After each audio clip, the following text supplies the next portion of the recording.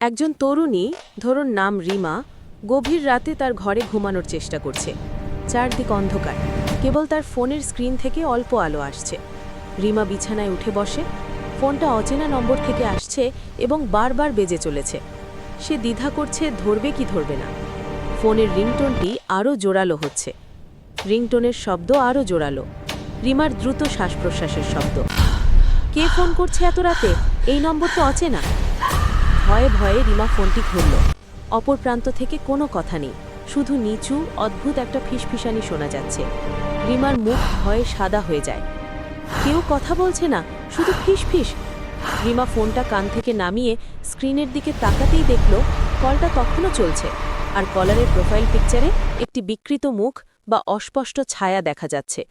ভয়ে সে ফোনটা ছুঁড়ে ফেলে দেয়। জোরে কিছু পড়ার শব্দ, রিমার আর্তনাদ। ছবির দিকে তাকিয়েই রিমা চিৎকার করে উঠল। ফোনটা ফ্লোরে পড়ে আছে এবং স্ক্রিনটা জ্বলছে। কলারের ছবিটা স্পষ্ট হতে শুরু করে। দেখা যায় একটি ভয়ঙ্কর মুখ। রিমার চোখ বড় বড় হয়ে যায়। এই রকম ভিডিও পেতে ফলো দিয়ে সাথে থাকুন।